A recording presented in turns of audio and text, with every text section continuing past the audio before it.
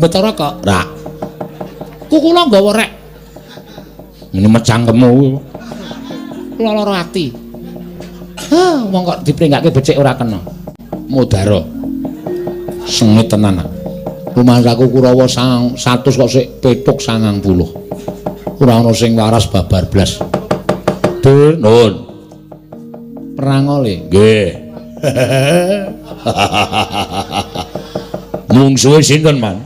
Mungsuhe Petruk Kanthong Bolong Dul. Wah, acara. Petruk ketibal 17. Wong elek nyolok meripat ming batur kok. Wah, mungsuhe Dursasana. Man sekecake kula tak wangsul. Lho. Dur, si. Dur, mboten mawon, Man. Al-Fatihah kunjuk Kisena Nugroho. Bismillahirrahmanirrahim. Estunipun mekaten, nggih. Sawanipun ing ngembok ping 5 wonten negaring Sela Bentar menika mboten sanes kejawi namung badhe nyuwun kawelasan dhateng Paduka anak Prabu Asmara Dewa. Magepokan kalian kawontenan negaring Ngastina. Inggih menika ingkang dipun lampahi wayah kula pun Lesmana Mandra Kumara. Kancarita anak Prabu Duryudana menika bingung-bingung kenganglangan penggalihipun krana nampi pamutahipun atmajanipun inggih menika pun wayah kula Lesmana Mandra Kumara. Kacariyos Lesmana menika gandrung-gandrung kapirangu kapandhuk beda ring katresnan. Monggo saras dipun dangu dening anak Prabu Duryudana, Lesmana menika malaka bilih gandrung kalian putri saking Sela Bentar atmajanipun Sang Prabu Asmara Dewa. Inggih menika ingkang pewangi Dewi Asmarawati. Kula nuwun sewu, Nger. Menapa kepara nyata bilih panjenengan menika nggadahi putra-putri ingkang ibaratipun sekar menika sampun ambabar gondo arum wonten negaring Sela Bentar menika. Jagat wasisaning Bathara Wayapura jagat wiladal. Menapa dipun dawuhaken Sang Tapa Begawan Durna menika apan kepara saestu. Oh, menawi ngaten cocok. Tegesipun Lesmana menika mboten damel-damel suraos. Utawi mboten damel-damel anggenipun gandrung kaliyan setunggiling wanita. Nyatanipun sareng kula upaya pinanggih negari Sela Bentar lan saged pinanggih lan Paduka Sinuwun Prabu Asmara Dewa. Ing mekaten samangke kula menika sowan minangka wakilipun anak Prabu Duryudana angebun-bun enjang Anjejawa sonten. Sowan kula ngemis ngertos Paduka anak Prabu Asmara Dewa wonten suka lilaning penggalih. Ingkang putra-putri pun Dewi Asmarawati badhe kula boyong wonten negaring Ngastina sampun kula cawisaken jempana joli-jolan. Pamboyong ing temanten putri samangke badhe dipun dhaup dening pun wayah kula Lesmana Mandra Kumara. Nuwun sewu sinuwun. Menapa dipun dhawuhaken Bapa Penemban Durna menika apan kepara saestu kula minangka dados saksi tama nalika semanten ingkang abdipun Baladewa katimbalan sowan wonten negari Ngastina lan nampi dawuh pengdianipun Yai Prabu Duryudana supados kula ndherekaken jengkaripun Bapa Begawan Durna sowan wonten negaring Sela Bentar ingkang wigatos dados saksi tama badhe aturipun Penemban Durna menika ingkang kunjuk dhateng Paduka Gusti kula ing Sela Bentar. Sanget boten nginten ing atasipun anak kula Lesmana Mandra Kumara menika pinanggih kaliyan ingkang putra pun Dewi Asmarawati menika namung medal margining pasumpenan. Ewa dene sakmangke kababar kasunyatan wonten praja ingkang winastan Sela Bentar. Lan sakmangke kula wonten sukala laning penggalih. Mulung penggalih Paduka Sinuwun Prabu Asmara Dewa keparenga sakmangke maringaken dhateng ingkang putra. Sangat mesakaken dhateng kawontenanipun Lesmana Mandra Kumara. Atmaja Nalindra anggenipun gandrung-gandrung paribasanipun ngantos kados dene tiyang bambung tulut ngulurung. Mila sinuwun kula suwun kanthi sanget keparenga Paduka maringaken dhateng putra kula baya wonten negari Ngastina. Menika saestu lho, Nger, menika leres. Mboten kula kok damel-damel. Lesmana menika nuwun sewu nadyan Atmaja Nalindra ning mboten nampi kabejan sekedhik kemawon. Lesmana menika putra Nalindra ingkang mboten nampi kabejang sekedhik kemawon. Gesangipun menika tansah lara lapa, langkung-langkung babakan pawestri. Sampun wangsul Lesmana Mandra Kumara menika badhe kepengin dhaup kaliyan putri Nalindra ewadene gagar wigar tanantuk karya. Putri Madukara ugi gagar, putri Ndarawati ugi gagar wigar tanpa karya. Kathah sanget putri ning Brahmana ingkang dipun gaya dening Lesmana ewadene Lesmana menika ugi gagal. Mboten saged kasembatan dhaup. Wangsul gaya putri tartemtu cabaring damel. Oh, mesakaken sanget, Nger. Malah do nalika semanten menika mung kepengin rabi sinden we ora kelakon. Cobi. Monggo wis layang-layangan. Wis WA-WA-anan. kula dene kok meso gagal. Lesmana menika setunggiling putra Nalendra ingkang mboten nampi kapejan sekedhik kemawon. Mila kula suwun kanthi sanget samangke menawi jengandika anak Prabu kepareng maringaken ingkang putra. Tumuli ingkang putra kula boyong wonten negari ing Ngastina, lajeng kula jawupaken kalampun Lesmana mantra kula supados saged sarambut, sarimbit. Kalian temanten kakung. Inggih. Kula mangertos Bapak Penemban. Oh, mesakaken, Ger, mesakaken. Monggo Lesmana menika sampun lulus anggenipun mapan wonten ing bangku pasinaon. Nyatanipun ugi mboten wonten ingkang purun dipun rabi dalem Lesmana. Lesmana menika sampun sarjana ekonomi. Menapa ngaten? Inggih. Ning nyatane ya wis ora gelem di sapa-sapa. Menika lho, sialipun Lesmana menika mapan wonten ing mriki menika. Mila, Ger, nuwun sewu menawi jengandika maringaken dhateng ingkang putra. Oh, kula sangat ngaturaken panuwun ingkang tanpa pepindhan. Panjenengan badhe dipun ninggahaken derajatipun. Nuwun sewu, panjenengan menika namung Nalendra alit. Negari menika namung negari alit. Menawi jengandika bebesanan kalian pun Prabu Duryudana, Nalendra ingkang kuncara Hanjayang Bawana, jagat menika ngantos keberbeken dhateng memandangipun Prabu Duryudana. Sami kemawon panjenengan menika dipun angkat derajatipun dados besanipun Nalendra ingkang sugih bandha Bandu, sugih bandha tegesipun sugih Brana Picis, sugih Bandu tegesipun Nalendra ingkang Ababala Raja. Cobi kula aturi menggalih. Negari menika mangke dipun bongkar. Lajeng dipun dantosi ingkang langkung sae. Kula pitados panjenenganipun anak Prabu menika nadyan Nalendra, nanging kula ngertos gadah kreta kencana namung setunggal. Nggih ta? Prabu Duryudana menika gadah kreta kencana cacahipun 117. Mangke kagem panjenengan selangkung. Anak Prabu Duryudana mboten badhe awel menawi peparing dhateng besanipun. Nggih. Nanging kula nuwun sewu, Bapak Penemban Duna, kula menika gesang menika namung sak madya kemawon. Leres. Lajeng kersanipun kula menika ugi bingung. Lho, bingungipun perkawis menapa? Menawi jengandika menika badhe mboyong dhateng anak kula menika tiyang sepuh. Kula kinten kathah tiyang sepuh ingkang kepengin anakipun menika mukti ngawibawa Nyakrawati Mbau Denda. Kasinggihan. Nanging menawi kula maringaken menawi anak kula mboten purun dipun dhawuhipun Lesmana menika mangke ugi mboten sae kedadosanipun kosok wangsulipun. Menawi kula nduwa keparengipun Bapak Durna ning nek anak kula wis sambung tresna kaliyan Lesmana menika ugi mboten sae kedadosanipun. Sabab tumrap kula tiyang jejodohan menika gegaranipun namung setunggal, inggih menika tresna utawi seneng. Jalaran tiyang keplok menika mboten badhe mungel menawi mboten tangan kalih, menawi namung tangan setunggal menika mangke mboten badhe sae kedadosanipun. Ingkang temanten kakung ugi tresna, temanten putri ugi tresna. Menika gegaran ingkang kukuh bakuh tumrapipun tiyang ing badhe mangun Bali Wisma. Menika angka setunggal. Angka kalih kenceng. Lho, ngagem kenceng barang. Inggih. Ingkang kenceng menapanipun? Ingkang kenceng manahipun. Merga tiyang badhe nambut srengeng akrami menika nuwun sewu, sebaya mukti, sebaya mati, yen abot padha dipikul, yen enteng padha dicangking. Nyatanipun wonten tetembungan garwa menika rong pribadi ingkang wis dadi sak badan duwe ancas gegayuhaning urip ingkang ditunggalake menika tegesipun garwa. Lho, kok benten kalian ngen kula nggih? Garwa menika siji sigar siji dawa. Bapak Durna mriki ngendika lho nyatanipun sami ngendikaken ngaten kok nggih. Jebul garwa menika rong pribadi ingkang wis dadi sak badan. Loro-lorone duwe ancas gegayuhaning urip ingkang wis ditunggalake. Oh, menika sae. Nek cantrik-cantrik kula menika sami nyebataken garwa niku siji sigar siji dawa. Apa ora edan niku? Sampeyan kudune iso benerke. Mangke badhe kula beneraken. Nggih. Menika ing angka salajengipun kepareng, tegesipun kepareng menika tiyang sepuhipun temanten kekalipun kedah sami-sami kepareng. Sebab tiyang mangun Bali Wisma menika mboten kok njodokaken awakipun piyambak, nanging njodokaken tiyang sepuh, tangga tepalih, sanak kadang, mitra kawruh lan sanes-sanesipun. Sedaya sampun sarujuk menika mangke menawi wonten bobol boroting lelampahan. Ubayane ora bakal mbalenjani. Oh, pancen leres. Menapa menika monggo? Siji seneng, loro kenceng.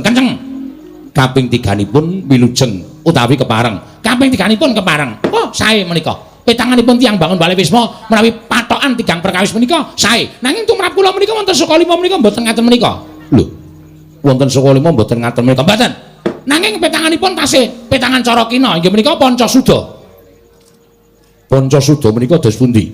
Pancasuda menika dinten kelahiranipun temanten kakung lan pasaranipun dipun jumlah dipun dadekaken setunggal kan kelahiranipun temanten putri lajeng mangke dipun suda 55. Malah cara kuna banget menika.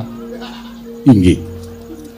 Menawi turaipun siji utawi setunggal, turaipun siji menika tegesipun pegat pati, tegese durung rampung le omah-omah salah siji tekaning pati, dadi ronda utawa duda. Oh ngaten. Inggih. Yen loro menika jodoh. Tegesipun angenipun bangun Bali Wisma menika mangke badhe jodoh. Jodoh tegesipun dipun tunggalaken dhateng pangawasaning Dat Kamurweng Dat menawi telu menika wahyu. Wis jodoh kedunungan wahyu, menggok ngemplok obah mamah. Menika nek temu telu. Nek temune papat, nek ketemune papat menika pegat rejekine. Tegese najan dikaya ngapa le golek dhuwit ning ora iso cemantel, apa-apa mesti entek, menika tiba papat. Bubuduna, wonten dawuh. Nek tiba 5. Sudah 5 kok tiba 5 nika pripun? Sudah 5 niku ora ana tiba 5, tibane ya entek 0. Ndok tegese. Nek tiba 5 entek niku hitungane pripun? Nek tiba 5 entek niku hitungane rasa dijojokke. Niku bakal entek-entekan. Le rabi ya ora kebeneran, jer padu wae, ora anak-anak bandane entek. Niku nek disuda-suda ora turah menika kaya ngoten niku. Ngaten. Kula tak takon. Napa wonten hitungane pinten tibane wong rabi menungso ning ora entuk menungso. Ah niku ya sengkring niku. Ampun kaya ngoten. Ah, kanca dhewe kok ngenani. Ora seneng ah kula. Kula niku namung takon, mboten sah ditakokke. Niku tiba loro seprapat. Loro seprapat nggih, menika namung anu kok nggih menapa lelakon sing kudu dilakoni. Nggih, Mila saenipun kedadipun tenggo, mangke kula ingkang badhe nanting dhateng anak kula pun Asmarawati. Kados pundi mangke aturipun anak kula suwun Bapa Panembanduna miwasi nuwun mandura kedah nampi menapa kemawon ingkang kedah dados aturipun anak kula pun Asmarawati Premban. Ora rumacan orang ingkang gajah medha saka Wandilan. Kejawi namung utusan saking negari Ngamarta. Nenggi abdi kinasih negari Ngamarta ki ora Petro kantong boleh ingkang derajak dumrujug tanpa arpana karo cingak kang samya mulat. Mangrombreng karo kawula kanca piyak piyana daya minggir jaluk dalan.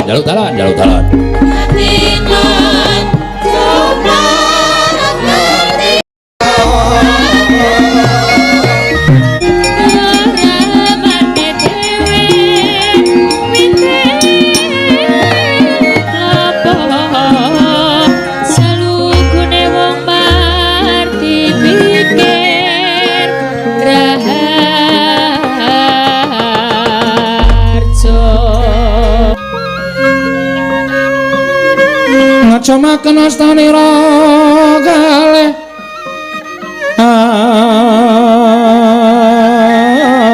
astanira kalih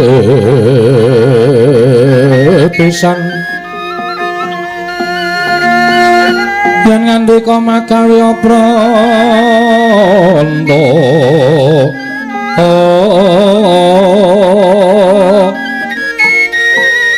yen ngandika magawe prana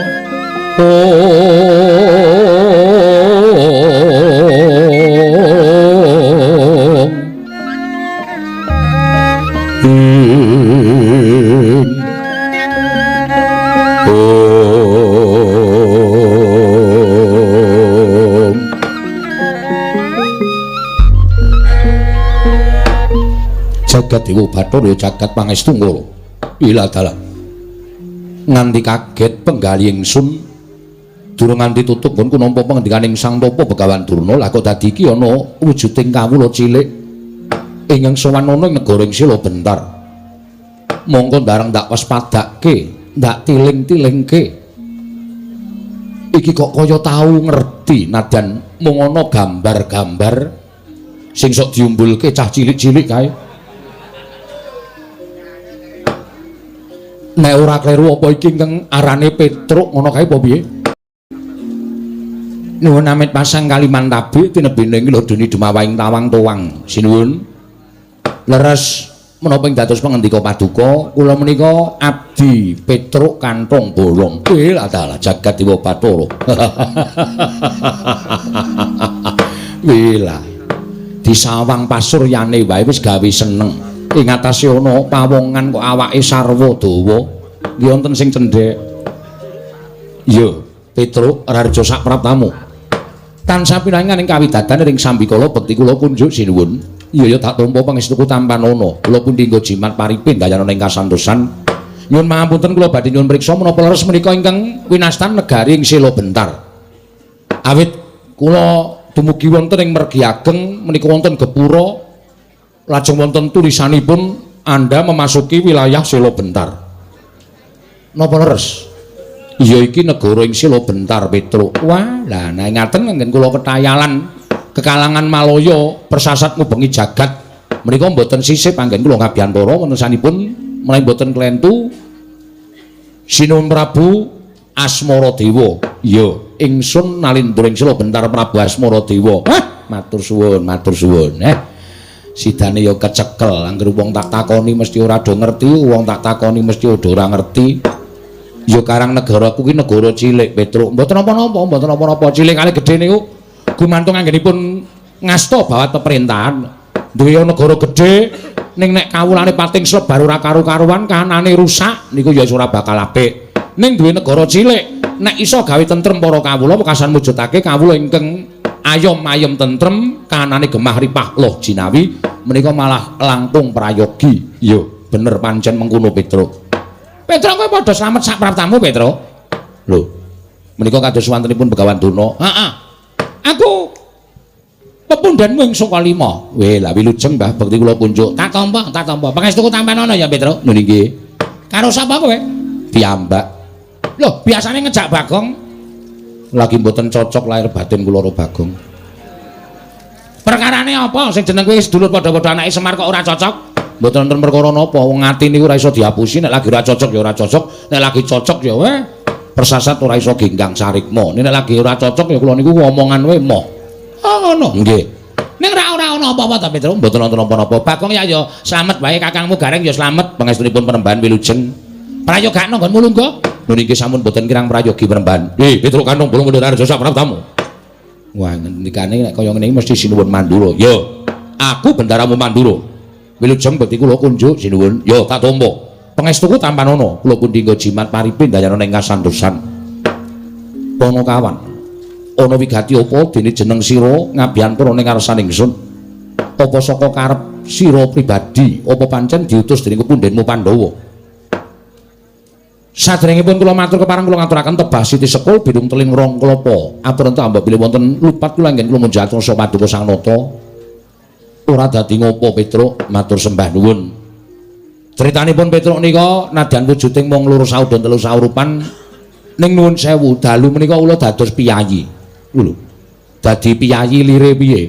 Mergi sowan kula menika mboten saking pikajengan kula piyambak. Nek saka karep kula dhewe tetep Petruk niku dadi wong kere, tetep wong ora duwe, ya mung sak batur.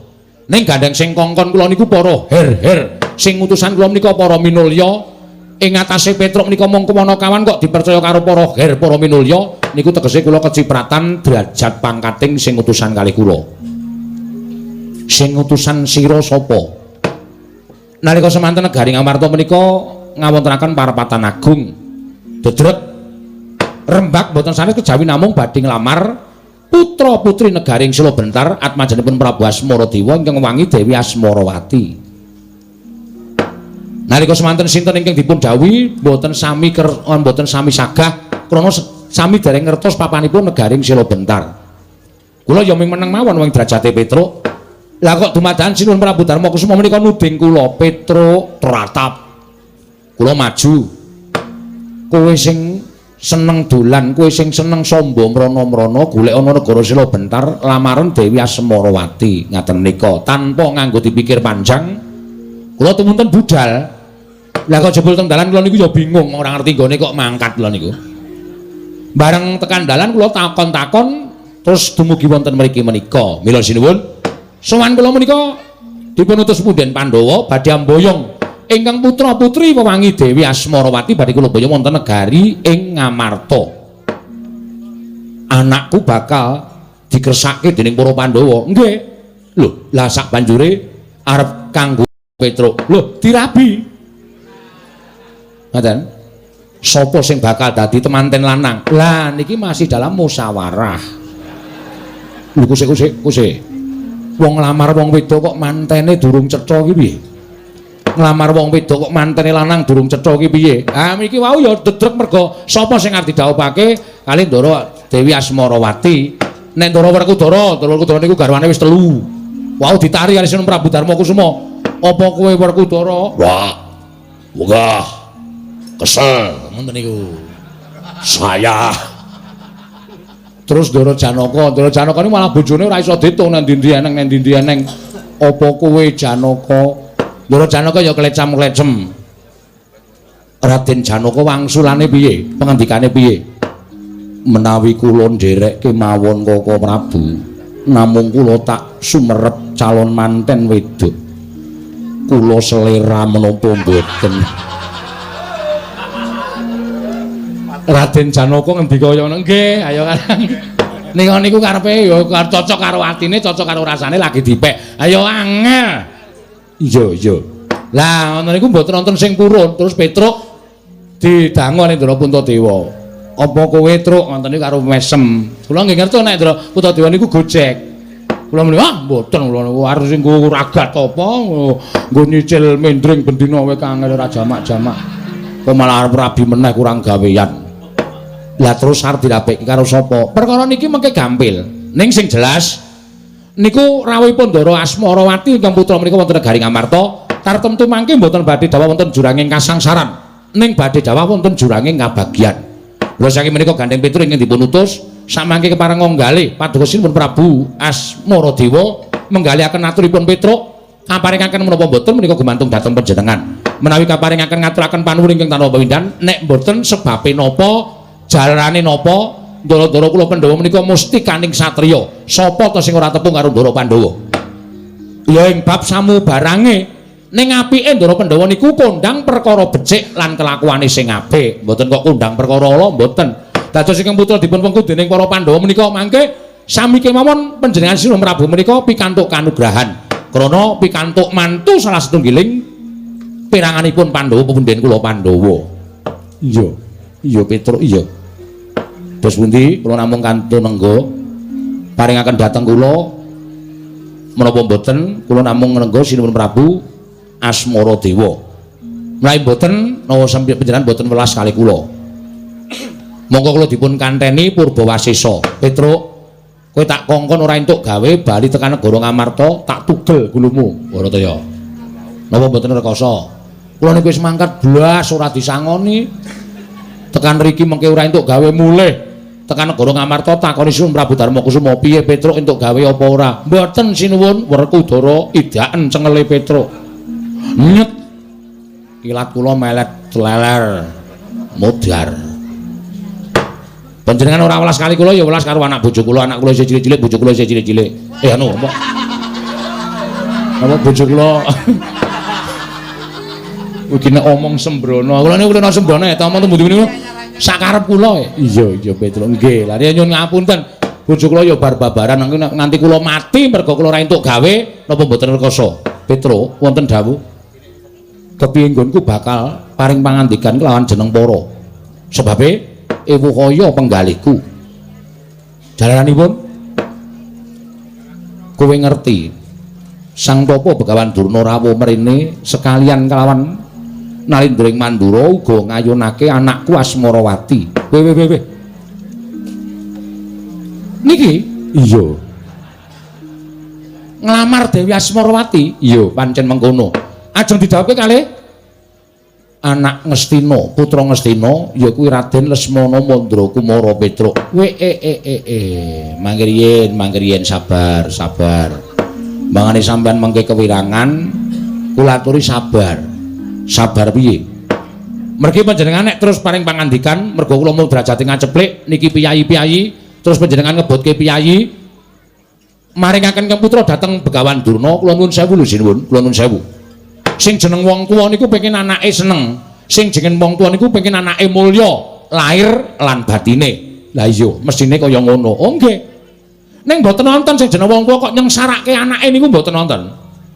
1001 wong tuwa sing tegel weruh anake sengsara, luwe-luwe weruh anake urip ing kebak kasangsaran menika mboten badhe wonten. Klebu aku pengen anakku kuwi seneng lahir lan batine. Lah, nek putra panjenengan kepengin seneng lahir lan batine, mang paringke kura. Dawuh kalih piranganipun para Pandhawa salah setunggal. Ning yen panjenengan menika maringke ingkang putra menika kalian Begawan Durna, wah cilaka, cilaka. Lho kok cilaka tegese? Sampeyan pun tau ngerti Lesmana napa dereng? Lesmana Mandra Kumara putra Narendra Ngastina. Nek jenenge aku wis ngerti. Ning nuwun sewu, pasuryane aku durung ngerti. Nek pasuryane ya lumayan. Dedeg piadeg ya entuk, nuwun sewu rupa ya entuk. Ning nuwun sewu uteke.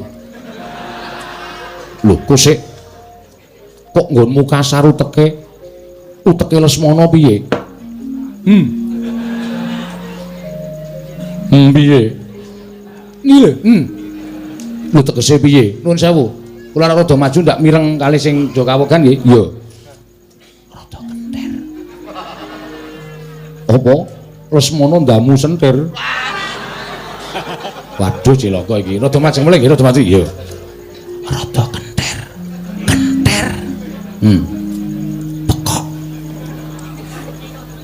Ampun sesro, pekok. Nggih. Sampe nek prisa mesti wah, mesti malah kemekelen. Anak ratu kok saben dina melu parkir ning pasar niku nek mboten ngono mboten. Nganggo rompi terusane parkir ngono. Prit prit prit. Ngoten niku Lesmana niku. Mongko nek bengi nyuluh kodhok. Lah. Niku kula kerep. Lho kok kowe ngerti? Lah kula kerep ngancani kok. Nek ora dikonco mesti ngebel kula. Petruk aku kancane nyuluh kodhok. Kula niku ya seneng mawon wong kula ngancani nyuluh kodhok niku ya dikai dhuwit dinai Brana Picis. Lah kula niku wong ora duwe dikai Brana Picis ya manut wae nek didhawuhi kok ya. Lah napa sampeyan ajeng ikhlas? Napa sampeyan ajeng seneng? Putra panjenengan sing kondang ayu nganti jagat keberbeken kok mung dipek karo wong pekok. Nuwun sewu lho. Kok mung dipek karo wong kentir? Ya bener, Brana Picis pirang-pirang, derajat pangkat pirang-pirang. Ning apa wong kabagyaning batin menika mung cukup diwenehi derajat pangkat, diwenehi Brana Picis? Mboten. Kabagyaning batin menika nadan kekurangan derajat pangkat, kekurangan Brana Picis, ning nek uripe seneng, uripe kepenak, tresnan tintresnanan, sih sinian niku bakal uripe kepenak. Arep ming sarwa cukup. Ning arep kebiyokan Brana Picis, derajat pangkat dhuwure sondha langit. Nek ming gerus teng ati lho pripun monggo Lesmana niku pendak dina wah nika pancen anak ratu ning kok saking sugihe terus ming ngentek-entekke dhuwit kok wong wedok niku diklumpukke teng kasatriyane terus neteli kok dosa terus do ngomben-ombenan teler terus wah wis kaya ngoten niku kula niku ya sok melu soalé angge kok dienggo refreshing ning pisan pindho nglumpuk wong wedoke banget terus meja kursi disingkirke nyetel tip kita budel nonton niku nganti wis napa kaya ngoten niku nanti panjenengan ajeng rumangsa anak sampean seneng napa kaya ngoten ajeng rumangsa anak sampean bahagia mboten anak sampean malah kaya tiba teng jurange kasangsaran nek dipadak-padakke nek ditanding-tandingke ngudumeh anak ratu nanding-nandingke putra sampean dipenggalih sinuwun tindak panjenengan mangke getun timba buri sego aduh walik lek ngomong ki mau sego wis dadi jenang ora bakal kuwi dadi sego meneh panjenengan getun ming timba buri ora iso nulungi anak sampean nek sampean maring kalian Petruk durung cetha temantene lanang ning nuwun sewu manten lanang waras kabeh tur ya manten lanang bagus kabeh tumindake apik kabeh nek sampean maring kiteng Lesmana wah sampun padha karo sampean wong tuwa sing nglebokke anak sampean teng neraka jahanam niku yakin niku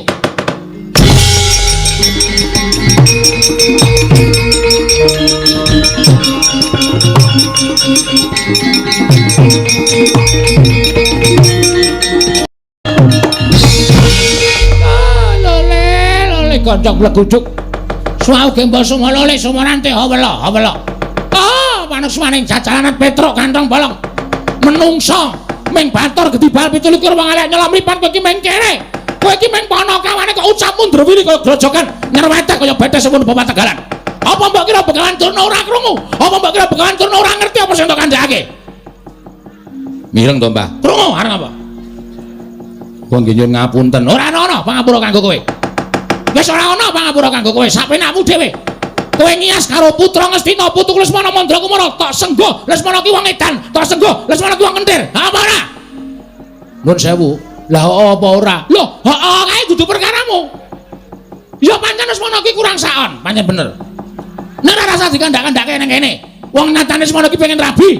Lah kok tok onceki elek Lesmana. Dimen anak Prabu Asmara Dewa ora maringake Asmarawati marang negara Ngastina mergo saka cangkemmu sing wis drangap-drangap tanpa aturan keparat kowe. Petruk. Petruk anu kula. Waduh, dibut loro ya. Wonten dawuh. Kowe ngerti tatanan ora to? Kowe ngerti tatanan ora? Kowe iki wong tuwa bocah. Nek kowe wong tuwa mesti kowe nganggo aturan. Lek ngomong nganggo aturan. Aja waton ngomong, ning ngomong nganggo waton. Sapenamu dhewe kowe nyias karo Lesmana Mandra Kumara. Baladewa ki dadi utusan Kyai Prabu Duryudana supaya mboyong Asmarawati. Lah kok tak mentahke rembuge Bengawan Durna. Ah, pancen menungso tatanan. Gugu ngarepe dhewe. Rumangsaku tulus kumawasa dumeke dikongkon dening para Pandhawa. Terus rumangsaku kowe duwe kekuatan dumeke dikongkon dening para Pandhawa. Oh, kowe wis ngina karo Lesmana Mandra Kumara. Oh, perkara iki aku ora trima. Perkara iki aku ora trima. Petruk Kanto boleh dandani bakardimu. Aku ora bakal wegah midana karo kowe. Mangrin. Hop. Niki nek kula mengamingu ngenten iki suwe-suwe kula vertigo. Salah siji mawon sing nesu, mengke perkara kedadiane napa mangkrubut loro kula ora wedi. Lho, cangkeme. Salah siji, iso ora? Salah siji iso ora iki ya? Mumet sirahku nek carane kaya ngene. Petruk, nun. Karemu piye? Niki padha-padha ngayunake Dewi Asmarawati. Perkara diwenehke sapa? Niku ora usah dadak sampeyan nesu kali kula. Aku nesu karo kowe mergo kowe ngelek-elek Lesmana Mandra Kumara. Nuwun sewu, kula ngemutaken Sinuhun Prabu Asmaradewa. Aja nganti dawah wonten juranging kasangsaran. Nek nganti putrane nika diwengku garwa dening Ndara Lesmana Mandra Kumara, padha karo Sinuhun Prabu Asmaradewa nika mentala nyumurupi kasangsaraning atmajaning Ndara Asmaradewa inggih menika Dewi Asmarawati. Perkara kuwi mengko dudu perkaramu, niki perkarane Sinuhun Prabu Asmaradewa. Kowe karo aku nang kene iki padha-padha wong nglamar. Padha-padha nglamar. Ora usah ngelek-elek karo penglamar liya. Nuwun sewu kula mboten ngelek-elek, ning kula ngaturke napa sing dumadi lan napa sejatine sing lakon. Tur napa sing kula kandhake niku mboten gawe-gawe, niku kenyataan, niku fakta. Lho, iya, ning rasa do ngomong kene kono-kono. Kula ngomongke niku mboten perkara kula ngelek-elek karo sampeyan, ning kula ngomongke kalian Sinuhun Prabu Asmaradewa, aja nganti Sinuhun Prabu Asmaradewa menika nuwun sewu nyatane Sinuhun Prabu Asmaradewa niku ora kenal karo Lesmana Mandra Kumara. Ora ngerti wujude. Dadi kudu diterangke wujude kaya ngapa, watake kaya ngapa, aja nganti Sinuhun Prabu Asmaradewa niku menglung malingke putrine ning atmajane sengsara uripe niku nek cara kula mboten pas. Kok kean cangkem kowe, sampeyan yo kean cangkem. Lho. Kowe ngunake Bengawan Durna cangkem. Lah niki jenenge apa nek kudu cangkem? Wong jenenge cangkem kok dadak kok sampeyan yo ngunekke kula kok. Lho kowe meh batur rak wujude. Ning tuwane tuwa Petruk. Nek arep sopan santun ora usah ngunekke cangkem wong tuwa. Sampeyan niku arep ketoke jenggote putih, nek diitung umur karo Petruk, tuwa Petruk karo sampeyan. Sampeyan lahir lagi wingi, Petruk berabad-abad urip teng alam donya. Ngunekke cangkeme sak penake dhewe. Apa dianggep aku ora wis wani ngunekke cangkemmu apa piye? Aming cangkem pendhita kaya ngono kok diwedeni. Petruk sabar Petruk. Mangke riyen kula mboten marahi kok, niki sing marahi. Nek kula ken anteng kula ya anteng, kula ken nerem kula ya nerem, kula sabar kula ya sabar, kula ken ikhlas kula ya ikhlas. Nek Petruk dicamak Petruk dianggep wong kleru kula moh. Nyatane kowe kleru. Kleruku nggo napa? Kowe iki ngelek-elek Lesmana. Bola-bali dibolan-baleni kaya ngono kuwi rembuke. Saniki ngeten mawon. Niat sampean pripun? Niat sampean pripun? Lho, kowe nantang karo Bengawan Durna. Lho, Petruk iki biyen ra wedi karo sampean. Dadi nek sampean ngunak-unake Petruk iki sekalian mawon tak tantang karepmu piye? Wis ngono wae. Macem-macem ngono. Iki anggepe kok malang krek iki. Wong tangan-tangane dhewe kok ora entuk. Apa kok kula malang krek nyilih tangan sampean kok? Ora nyilih tanganmu kok ora entuk ora. Rumangsane lah. Ha, sampean ngejak napa? Kula Petruk niki wis kaya ngene, padhangane wani, petengane apa meneh? Rupak wani, jembar wani. Oh, ora sawo. Kula tak takon karo sampean ngejak apa ora sawo. Kondhong bleguduk gembol semua lole semua rantiar ngopo? Sampeyan arep jang apa? Yen ngono kowe nantang karo Bengawan Durna. Upama kula nantang sampeyan ajeng pripun? Dudu ngene, pamane wong neter kadedayan. Ayo, imbangono kekuwatan ing Begawan Durna. Kowe iso ngalahke Begawan Durna. Boyongan Asmarawati. Mboten ngerti pamane wong neter kaya metu jaba aja kesuwen. Ayo, Petro.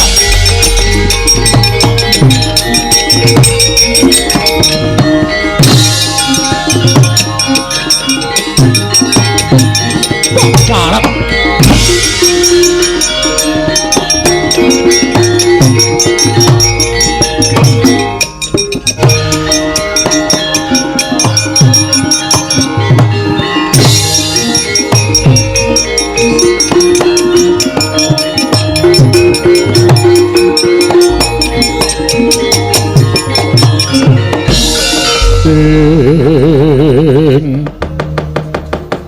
Omyang kumara sangganing Prawadyabala mandheka lawan Bindi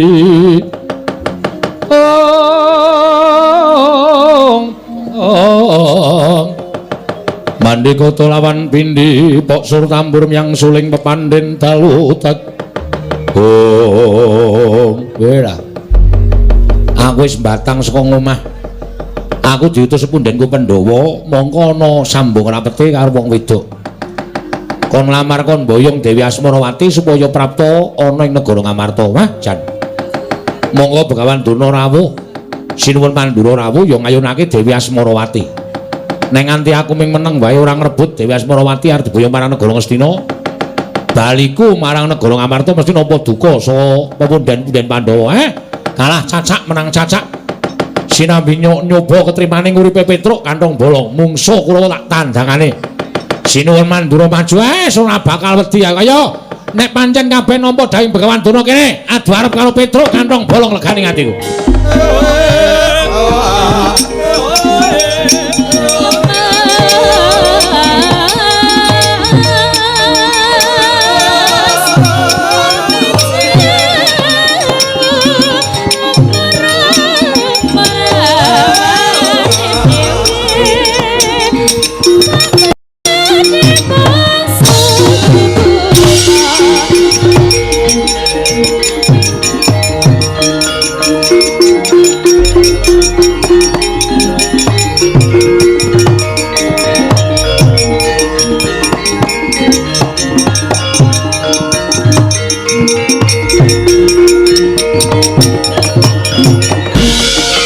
Nututi lamun katututan lamun mangsa prawira diktaya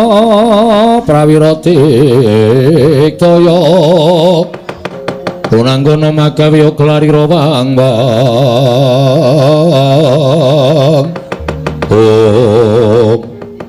Ndara Kartomarma ya Petruk aku sing tekan papan kene wonten menapa kok kula diyoyak karo Sata Kurawa Petruk rasa dadak tedhing aling-aling kowe wani ngembari marang sedyaning bapa Penemban Durna sartaning Koko Prabu Baladewa. Wektu dina iki aku didhawuhi supaya nyingkirake kowe. Nyingkirake pripun kersane? Kowe gelem bali apa ora? Kula purun wangsul nek kula entuk keterangan babagan Dewi Asmarawati putranipun Dewi Prabu Asmaradewa. Nek kula dereng entuk keterangan tentang Dewi Asmarawati kula nyuwun pangapunten kula kepeksa ora gelem bali. Kowe ora wedi karo Sata Kurawa. Mangke riyen biyen ra wedi saiki ra wedi. Petruk ora tau wedi karo Sata Kurawa. Mula nek sampeyan ajeng nyoba karo ponakan Petruk, monggo kula ladosi. Ning nek mengke Petruk menang karo Kurawa, sampeyan do kewirangan aja nyalah karo Petruk. Ora minggat sing areping Kartomarma kendharat dening tanganku. Monggo den kula ladosi. Hi merganing patimu panggawa tak ayoni Ndara Kartomarma.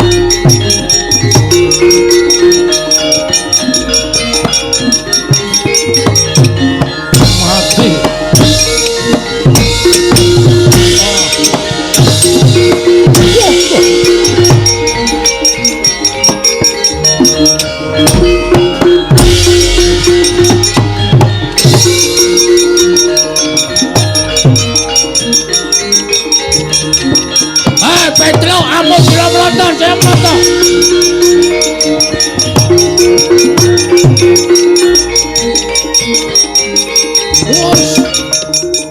Ndara Durma Gati, Petro mundula. Aja gawe gegel. Tinimbangane kowe dilanjap dening Kulawa kowe mundula, Petro, aku ngeman karo kowe. Ngeman karo nyawamu. Nek kowe gelem mundul, cilaka, cilik, lala, gedhe tekaning pati. Oh no.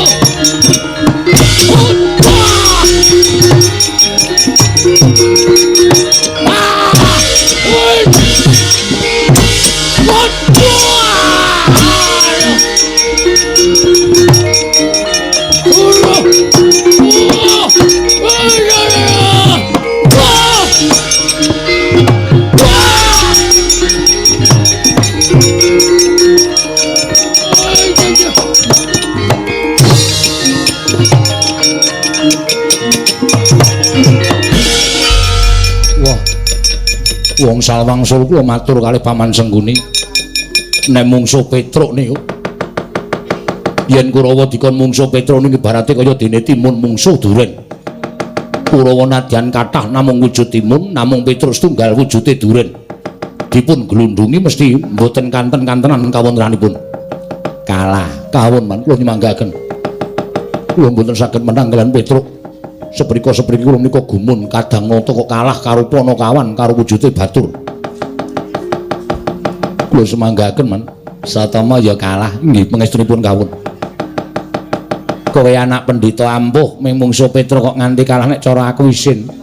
Kula semanggaken anggipun badhe mestani nyatanipun kula kawon, nyatanipun kula kalah. Dipun menapak-menapakno kalah ya kalah ora sandadak. Kula kakehan alasan malah dipaido adik kula malah lara. Piye Dur? Lemuk.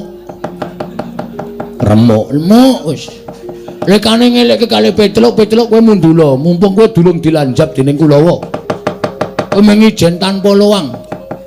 Nek nganti kowe engko mungsuh Kulawa kowe kalah, Petruk ndupak cangkem kula man. Mak bles. Bles ki ketusuk apa ngantem? Bles. Bres to. Maksud kula bres ning ra iso omong bres dadi bles. Wong kena iso omong bres kok. Wajal para gantang gejloke lemah kelekalke karo Petruk mumbul dada kula didak kali Petruk. Lah iso ambegan man kula. Nek mboten kula mesti semaput sumpah pun. Lah terus piye? Pun kula nyemanggaken kula kalah wis. Lemuk pokoke awake man. Piye lah dalah. Kurawa sapa sing arep maju ning pabaratan? Lho, sinuwun Prabu Baladewa kok malah ditata-tata kaya arep dikapak.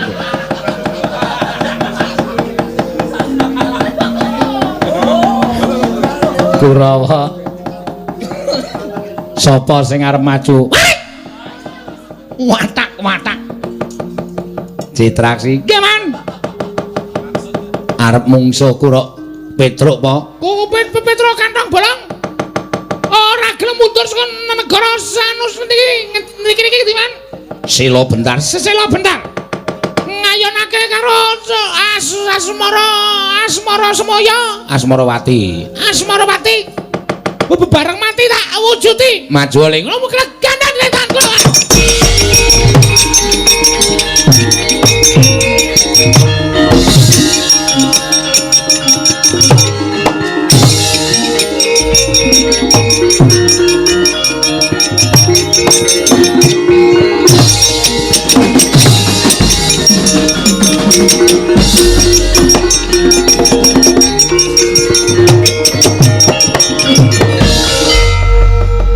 Ndara Citraksi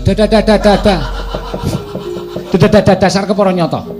Petro ngopo? Kowe bali ora? Kula bali ken apa? Kowe rasa ngayonake Asmarawati arep dipek karo Lesmana Mandrakumara. Mula kowe kalah.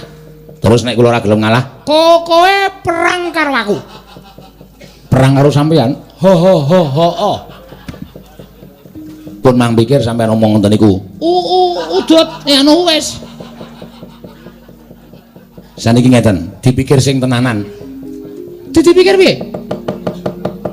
Sing mirsani isih akeh. Bener. Isih akeh. Mongko bar limbukan ora do kundur. Betul. Kok kowe kan dadak ngomongke penonton ki maksudmu? Penonton sementen iki wis do mbedhek kabeh. Nek Citraksi mungsuh Petro niku mesti menang Petro. Nek nganti menang sampeyan penonton sementen iki bali kabeh. Penonton sementen iki bali kabeh gelo, atine gelo. Citraksi kok menang karo Petro ki luwe-luwe mesti ngembet dalange edan, dalange pekok. Citraksi kok menang karo Petro niku sebagian. Betul. Nek nganti Pak Ratno kagol, sesuk tahun ngarep ora ditanggap meneh. Mergo kagol Citraksi kok menang karo Petro. Mboten napa-napa, sampean menang kali kula ora masalah. Ning tahun ngarep ora wayangan, sampean ning jero kotak nganti bosok.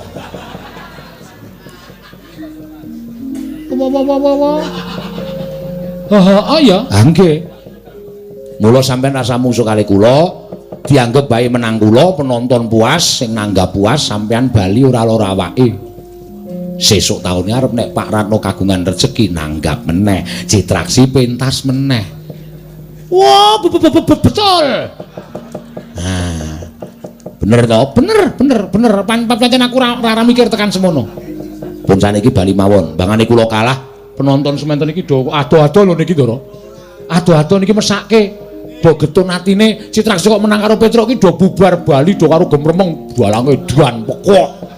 Ora ngerti wayang Citraksi kok menang karo Petro, do getun kabeh. Siji ora ditanggap meneh, loro kucem asmane. Tanggapan saya sudah. Ora ana tanggapan sampeyan bosok neng kotak wiyaga do mrongos kabeh. Wah. Lha iya, nek sampeyan mulih nyelametke wong pirang-pirang, Petro. Pripun? Sesekecake lenggah. Nggih. Aku tak balik. Oh. Lah sida perang. Rak, mbangane aku dadi wayang bosok. Nah. Luwung mundur kalah neng tetep kabudayan eksis. Ah nggih. Cocok. Tetep ngrembaka. Neng nganti Citraksi menang karo Petro mengko ndak do ora merti dusun. Bener. Mula aku tak bali wae ning tetep wayangan lancar. Jaluk maneh lho.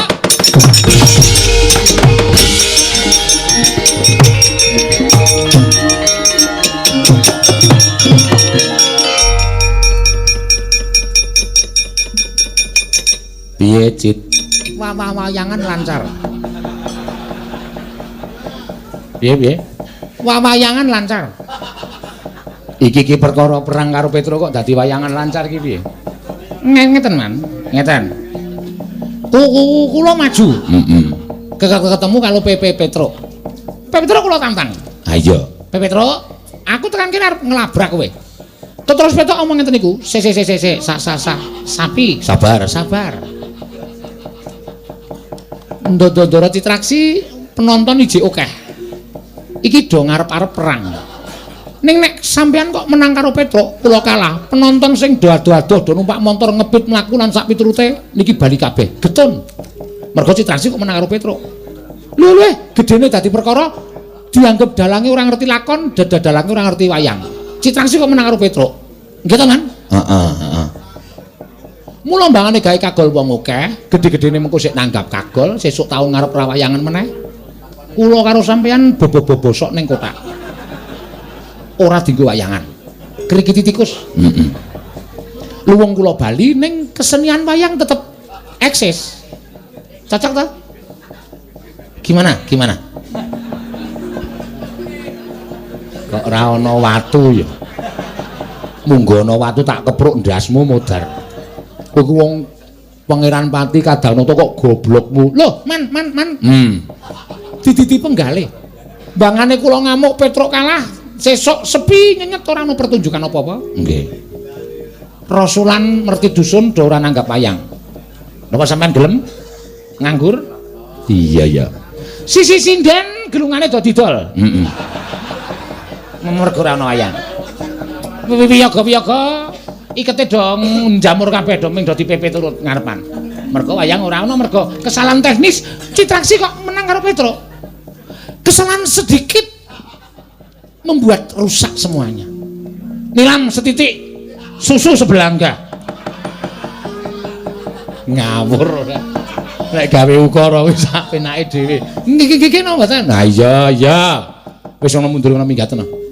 Lho, ampun Suman, kula niku golek benere kok. Lah iya. Nggih napa mboten? Ha iya. Awulung kula kalah ning wayang sesuk tetep ngrembaka. Sesuk taun ngarep Pak Ratno wayangan meneh. Merti dusun tetep jalan, Rasulan tetep jalan, wayangan tetep eksis. Cacat. Hah. Betara kok. Ra. Kukula nggawa rek. Ini mecangkemmu. Kula lara ati. Hah, wong kok dipringgake becik ora wayangan tetep eksis. Bus tetep jalan. Kuwi bakale kepenak man. Lah iya wis ora omongan ro kowe wis. Mudara. Sengit tenan. Lumasaku Kurawa 100 kok sik petuk 90. Ora ana sing waras babar blas. Dur nun. Perang oleh. Nggih. Mungsuhe sinten man? Mungsuhe Petruk Kantong Bolong Dur. Wah, acara. Petruk ketibal 17. Wong elek nyolok meripat ming batur kok. Wah, mungsuhe Dursasana. Man sekecake kula tak wangsul. Lho. Dur, Dur. Oh, mboten mawon, Mon. Wis tekan adoh wonge. Memungsuh Petruk kok gilane ra jamak-jamak. Nuwun sewu nggih anak Prabu, Baladewa kados pundi lelampahan menika nggih.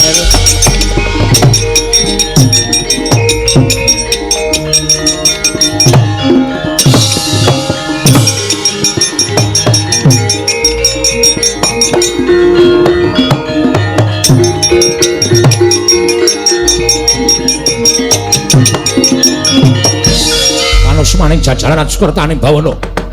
Wah, iblis lanat Petruk. Kantong bolong ketibal 17 wong elek nyolong mripat. Kowe derajate ming batur wani nyas Maranata Mantura Prabu Baladewa. Ijeng Maranata Mantura Prabu Baladewa. Petruk ora minggat grethek nang kula dadi apa wae.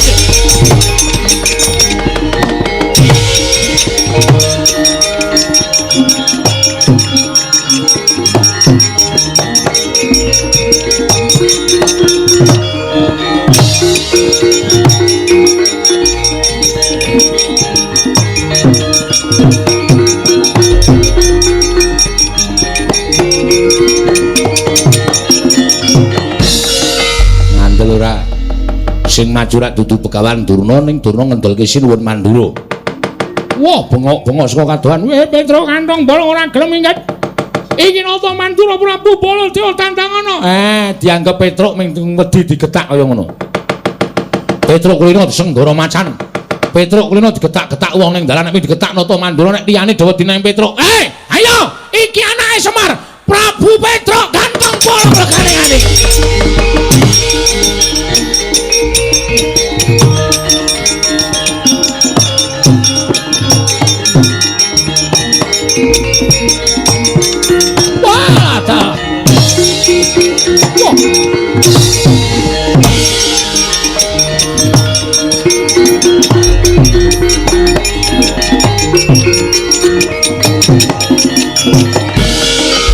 Maning jajalan Sukertaning Bawana iblis. Wah, kowe batur nek kok kemewat ucapmu kaya ngregem jimat kowe wani ndalat Besi Abang Barat. Kowe ngerti ora? Iki sapa? Iki sapa Petruk? Lho iki pita karo jenenge dhewe kok lali iki. Iki lah sampean niku sinten? Sampeyan Sinuwun Prabu Baladewa, gene ngerti? Nggih, kula ngertos. Kersane pripun? Kowe bali. Kula diutus Pepunden Pandhawa lho, Ndara. Ning nganti kula mboten entuk gawe saura-urane cilik entuk kabar pripun kabare Dewi Asmarawati. Kuwi kantuk kula boyong wonten negari Ngamarta menapa mboten niku kabar sing gumathok kula aturke Pepunden kula para Pandhawa. Nek kula entuk kabar kula purun wangsul ning gandeng sing dawuh sampeyan ora diwenang nundung karo Petruk wong kula niku teng negara Sela Bentar. Sing duwe wenang niku Prabu Asmaradewa. Nadyan kathah-kathah panggenipun Sinuwun Prabu Mandura mboten ajeng kula agem ning nek seklimah ngendhanipun Sinuwun Prabu Asmaradewa. Badhe kula candhi engko jimat. Lho, yen kono kowe wani karo Baladewa. Petruk pupuk watu siramu mudhar kowe. Kowe niroke Baladewa. Sampeyan niku senengane wis nesu sithik kok. ora gelem ngrembug kanggo cara bedamen dirembug sarana musyawarah. Ngerti-ngerti anggere ana apa-apa masalah to. Ayo Prabu Baladewa. Iki nata mantura Prabu Baladewa. Iki Prabu Waning Pinto, Wasi Jolo-jolo, jajan ora bayar, utang ora nyaur. Dapurmu. Kowe pokoke sae bali. Kowe bali. Nek kula mboten bali, kowe wani karo aku. Nuwun sewu, kula tetep mboten ajeng wangsul. Mbahane kula bali didukani karo Punden Pandhawa, luwung teng mriki kula modar kula wujudi. Lho. Wani tenan karo Baladewa. Lah nyuwun pangapunten lho Den sagedhakan iki kula kepeksa wani. Ora minggat karo Waning Baladewa. Kuat nadai Kyai Nenggala aku meguru selawe tahun karo kowe Petro. Mati dereng aku. Sabar Ger, sabar.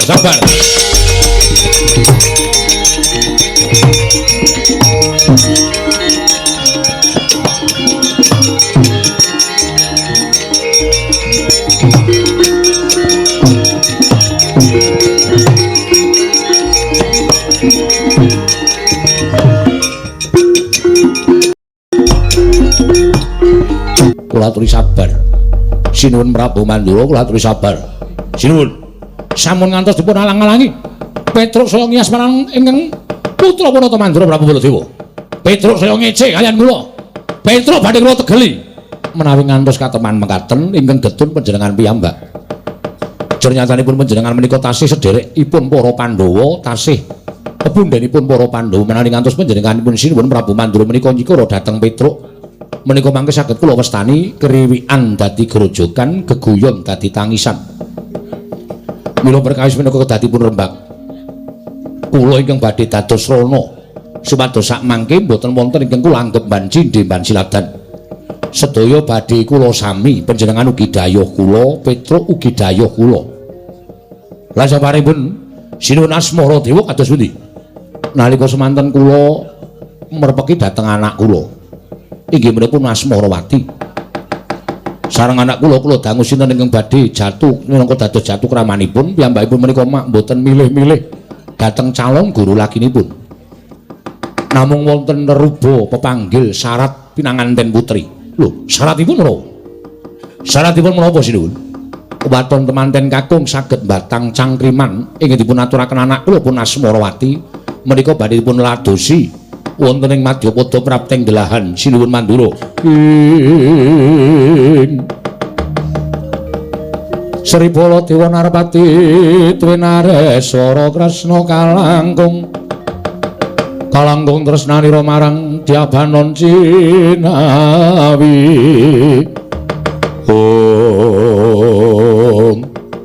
Om jagat paisane Bathara Wayapura jagat.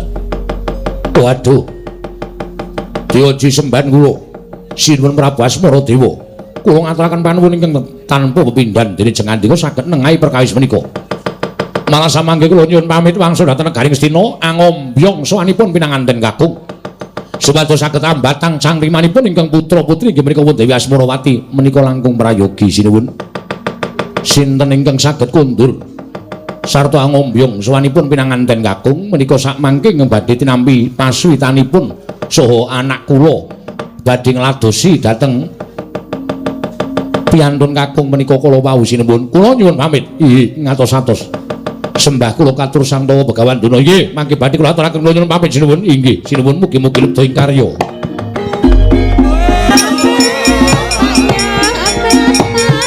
Sira bali marang Praja Ngamarta, sapa ingkang tinuding dening para Pandhawa? Bakal mengku garwa anakku Asmarawati tumuli atur ana tindak mrene lan batang cangkrimane anakku wadon. Oh inggih, iya ngono Petruk. Oh inggih, matur sembah nuwun.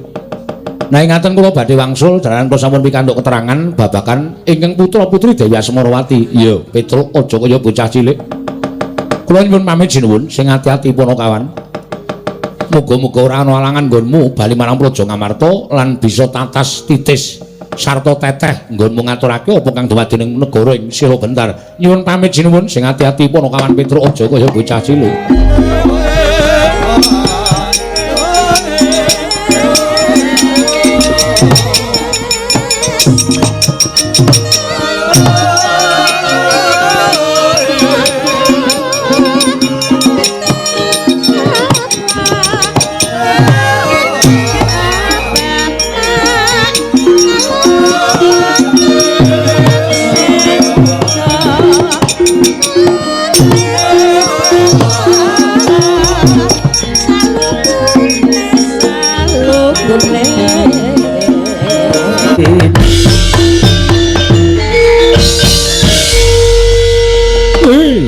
jagat dewa Bathara.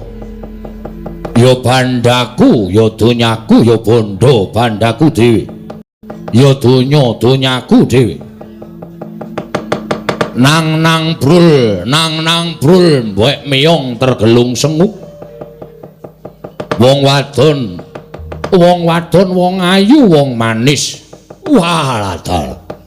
Ora ana wong wadon ing keduka ngrubuhake bebeteng jiwa kanalindranku kejaba mung sira, Yayi Asmarawati. Banget-banget nggonmu bondo marang penggalihku. Wekasan nglumpruk tanpa daya kapandhuk rasa tresna ingkang bobote tanpa beda kaya wong nyangga bumi. Nganti bingung nggonku napakake marang kahananku. Nggonku napakake kelawan jejerku minangka nalindra ing pulung Kedah Kencana. Prabu Gendra Swaropati ingkang bakal mengku garwa kelawan sira, wong ayu, sira denok doblong-doblong. Tampanono katresnanku, tampanono rasa sih tresnaning pun Kakang Yayi. Lung, ketoke iki kok sinuwun Prabu Gendra Swaropati iki kok miturut pengendikane kaya wong gandrung. Sajake iya. Kaya mau nyebut jeneng wong wadon. Sapa? Asmarawati. Kowe ngerti kuwi sapa? Blas. Ora ngerti. Rak. Wong endi kaya ngapa wujute anake sapa? Mbok kowe munjuk atur ngelingke karo gustine. Nuwun sewu sinuwun. Sampun ngenten kula badhe wantun cumalena munggel pangandika panjenengan nanging kula nuwun sewu. Ingkang wonten ing parepatan ageng menika mboten wonten wanita ingkang namipun Asmarawati namung menika ingkang abdi toga kalih bilung Myarekyana Patih. Ingkang sowan ngabiyantara ngersa paduka Gusti kula sanata nanging sabab menapa dene paduka paring dawuh mekaten. Walah dalah. Wah. Ora nyono lah kok tembungmu manis manuhara. Jumbuh karo wujudanmu kowe wanita ingkang swista ing warna. Mula barang kowe munjuk atur kersaning pun Kakang biya-biya. Waduh, lega penggaling pun Kakang. Timbane kaya wong ketaman pepeteng kepapak obor 1000 biar padang trawangan atiku. Wah. Cahayu. Mumpung dina samengko ora ana nayaka punggawa pulau Kedah Kencana kepadha swana ning negara. Ayo tak kanthi manjing pagulingan. Laden ana brantaning pun Kakang. Ora usah dadak duwe rasa tida-tida kang dadi atimu kowe njaluk apa? Watun ora nyuwun tumuruning rembulan mesti bakal tak pinangkani.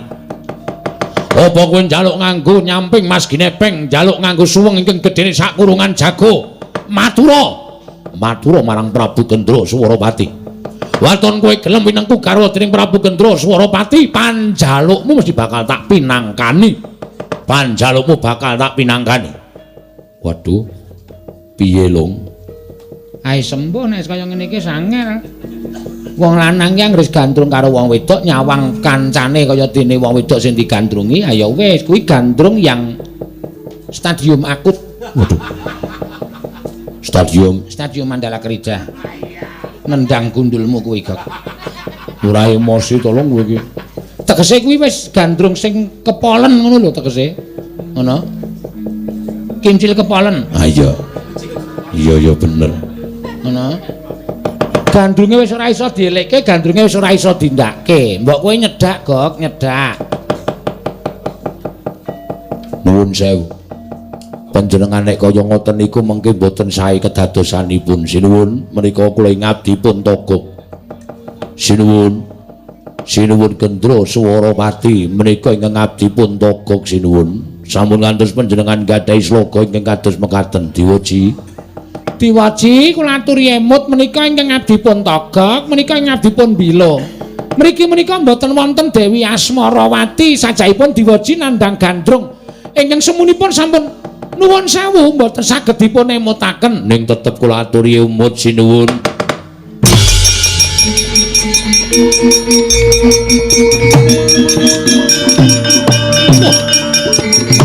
Wah.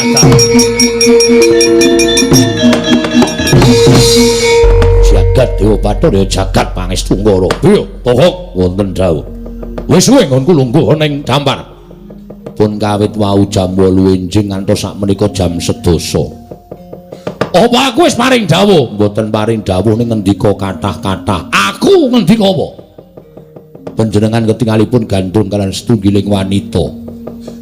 Naminipun Dewi Asmarawati. Malah ingkang abdi pun togok sampun kinten kula menika wujudipun pawestri ingkang namipun Asmarawati. Kula dipun kanthi manjing pagulingan. Wah, bangsat. Kenapa ora ngelekke marang aku, napa ora ngelekke karo aku? Sampun wungsal wangsul kula ngemotaken. Pun bola-bali ning panjenengan menika nuwun sewu, peningalipun kados dene kosong wonten lho. Ngalamun kok ngendika lho, lah menika ingkang bebayani wonten mriki menika ngalamun kok omong. Ya Tegak? Heeh. Mangka sing diomongke bab wong wedok tegesipun nuwun sapunten menawi panjenengan menika nedeng nandang gandrung Togok wonten dawuh. Mati aku kok. Lah pripun? Aku ngimpi ketemu wong wadon. Jenenge Asmarawati, ndak wengku karo dheweke ora suwala, ora selak manut dadi karo aku. Nggih. Durung nganti lakon aku dawuh karo Asmarawati gregah, aku tungu tangi saka nendra. Nggih. Salajengipun wiwit dina aku ngimpi tekan saiki wis ana Sabtu ari kelungguhan iki. Nggonku ngimpi wancine anggara kasih. Lah kok dadi aku ora iso ngalekke marang Asmarawati, suwe ning suwe gumana musik ana ing paningalku. Ngeleda bebeda marang pikiranku, bebeda karo paningalku, ngosak asik karo batinku kok. Terus mula niatku ora bakal kendho. Kok wonten dawuh, kowe batur ingkang wis wareg mangan gempalaning jagat legiasi ning kanan, kowe kebak pengalaman. Nggih. Kowe ngerti negara Sila Bentar. Nadyan dereng mangertos watun wonten namine mesti wonten wujude. Kok wonten dawuh. Aku derekno, aja ana prajurit ing melu. Mengko mundhak ngabar-abari apa sing tak gayu. Nggih. Manjing kampungku tudono papan dening Sila Bentar. Barengipun Asmarawati arep tak jaluk. Menawi mboten dipun parengaken arep tak colong. Nuwun sewu menika pakarti nista. Nista manggih utama. Liripun panjenengan paring dawuh nista manggih utama. Nistaku aku nyalang wong wedok nanging nyala wong wedok ora tak sengsarake. Tak tibake ning kasur babut ing kebak kamuten derajat lan pangkat. Oh nggih. Nek kersa panjenengan kados mekaten kula kantun derek. Mira aja kene mampan nang kampungku. Ngambah ndir kantor gok sawi sinuwun kula derekaken. Yo.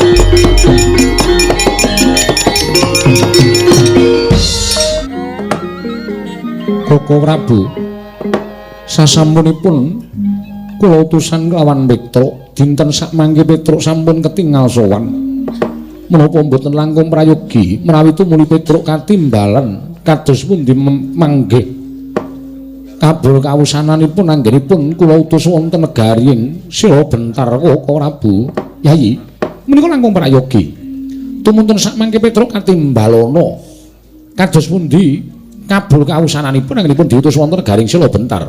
Kono kawan Petruk wonten dawuh sinuwun. Mara gage matur ingkang prasaja kepiye mungguh kahananira nggonira prapta ning negara Sila Bentar sowan sinuwun Prabu Asmaradewa. Nadyan kanthi tambuh-tambuh kula sampun pikantuk kabar lan sampun pikantuk papan denengipun lenggahipun sinuwun Prabu Asmaradewa panci kepara saestu mapan wonten negaring Sila Bentar sinuwun. Iya, sak banjure kepiye? para madyausana sampun ngaturaken tinampi dening Sinuwun Prabu Asmaradewa. Nalika semanten sareng kaliyan sawanipun Begawan Durna ingkang nglamar Dewi Asmarawati badhe kadhawuhaken kaliyan Ndara Lesmana Mandrakumara ngantos dados geger. Ewadene nalika semanten dipun sape dening Sinuwun Prabu Asmaradewa kacariyos temanten kakung badhe saged mengku garwa Dewi Asmarawati waton saged ambatang cangkrimanipun Dewi Asmarawati. Mila atur kula nersanipun Sinuwun Prabu Darma Kusuma mugi dados penggalian sinten ingkang badhe kadhapuk minangka dados pinanganten kakung tumunten kadhawuhan sowan wonten negari ing Sila Bentar sinuwun.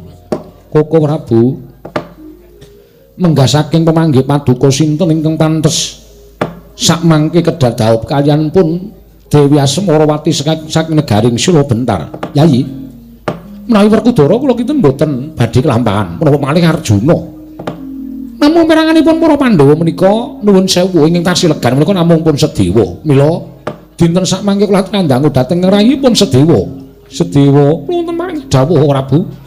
Maju Yayi, ana dawuh saka panjenengan ulun Dimas kadhangipun Kakang Sedewa. Watlangening kalangguhan aglar pandan moncar. Gumula ngrembug kabeh kadang-kadangmu wong atuamu kadangmu werda panjenengan ingsun Werkudara apa dene Arjuna nemtokake lamun sira Yayi ingkang kudu mengku garwa kelawan Dewi Asmarawati putri saka negara ing Sila Bentar. Yayi Sedewa ora mung para Pandhawa nanging tumrapun Kakang kaya Siadi ingkang pantes mengku garwa Dewi Asmarawati lan sumurupa iki ora mung mligi nempokake rasamu kan rasaning Asmarawati sarta ndodo dhawuhake kowe karo Asmarawati nanging ingkang luwih wigati Yayi satemene ana wahyu ingkang cumandhak ana ing angganing Dewi Asmarawati mula Pandhawa adreng kene kepengin isa mboyong marang Dewi Asmarawati. Wah Sedewa aja selak aja kumbi lakonana dawing kadang-kadangmu jernyatane iki ganti ning wong tuamu. Yen to nganti kowe nyelaki apa sing dadi dawuhing kadang-kadangmu ora ana gunane nggonmu ngabekti marang para Pandhawa. Ora ana gunane nggonmu tansah digulawentah dening kadang-kadangmu tuwa. Yen kowe duwe karepe Werkudara Janaka apa dene barep kakangku. Wah, kowe ngerti Werkudara yen nesu kudu kepiye? Sedewa aja nganti dadi perkara mara gagilakonana Yayi kadangipun Kakang Yayi Sedewa.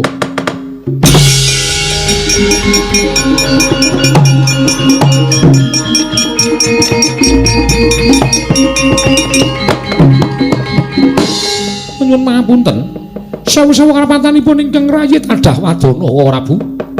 Menawi paduka ndangu tuwun dawuh babakan perkawis menika kula nyuwun pangapunten. Sepisan malih kula nyuwun pangapunten kula dereng saged nglampahi. Jernyatanipun kula dereng sambungan pun Asmarawati. Menapa inggih wonten jamak limanipun ngatasipun tresna kok pineksa menika mboten badhe kelampah. Kula sampun ngantos kula dinukanan saha sampun ngantos kula pinatrapan pidendhan ingkang awrat. Krana kula mboten saged ngestu padha dhateng dawuh paduka Kanjeng Koko Prabu. Sedewa iki wis gumara ngrembug aja nganti gawe sengkel atining kadang-kadangmu tuwa. Sedewa lakonana iki dadi srana para Pandhawa entuk kanugrahan. Wah ngandel ora pancen bocah wangkal. Wah ora nyono babar pisan lha kok dadi wegah nglakoni sing didhawuhi kadang-kadangmu tuwa. Sedewa ora ana gunane kowe ndheple nang negara Ngamarta. Yen kowe ora sagu kena wae ning kowe kudu minggat saka negara Ngamarta.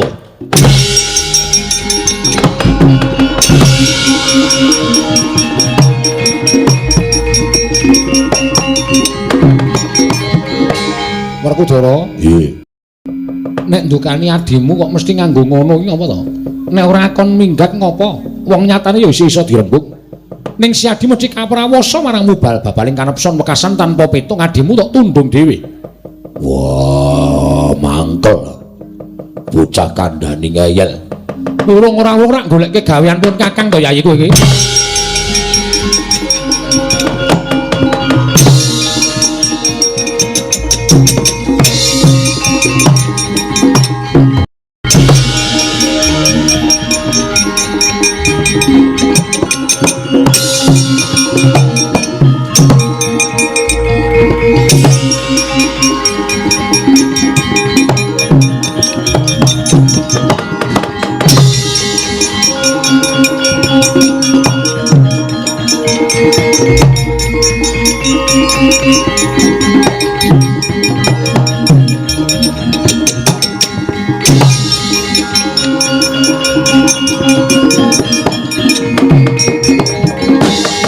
Nata Dyan Gatotkaca Dinon Mapakarga Suta Tekapira Kresna Parta Maneger Sakti Nira Gatotkaca wonten timbalan.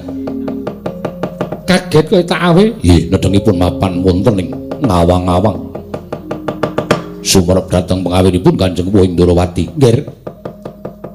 Iki mau pangjanjane negara Ngamarta ngrembug nggone bakal mboyong marang Dewi Asmarawati. Monggo pamanmu Mbumira tawu. Ya kuwi Sediwa tinuding kudu garwa kalawan Asmarawati sebab Asmarawati kuwi dudu wong wadon sembarangan nanging gembol kanugrahan. Lho iki. Nanging pamanmu ora gelem. Tak jaluk gawemu ya Gatotkaca barengipun. Pamanmu yaken cegaten dalan. Yen wis ketemu kowe matura yen to ingkang cangkrimane Asmarawati kuwi Sediwa ning sing dhaup kowe. Estu napa? Kose. Aja kesusu kok njur estu. Kuwi meng samudana. Mengko yen cangkrimane Asmarawati wis kebatang dening Sediwa, ora-orane Asmarawati gelem ngladeni wong liya, mesti ngoyak pamanmu. Lho iki ngestakaken dawuh. Wis ngerti to, Guys? Sampun.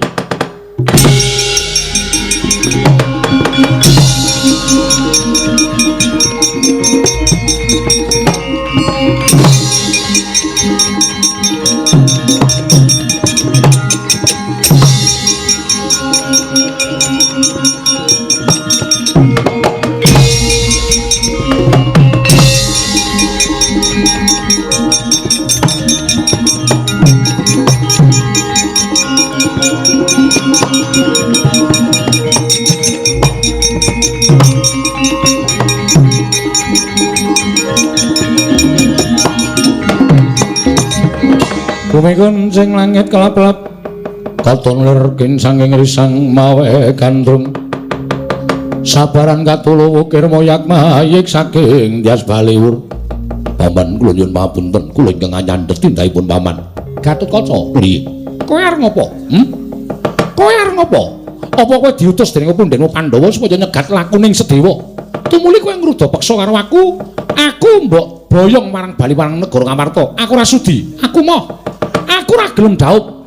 Yen aku tekan negara Ngamarta mesti bakal dipeksa dening para pundhen Pandhawa kudu dhaup karo Asmarawati kentepung wae ora kok nglakoni bebayan ki terus dasare apa? Kowe kudune iso mikir Gatotkaca. Nyuwun pamunten. Sampun ngantos duka rumiyin kaliyan kula. Menika wau Kanjeng Prabu Ndrawati manggi ingkang putra pun Gatotkaca. Lho. Kok Prabu nemoni anak lanang kasinggihan.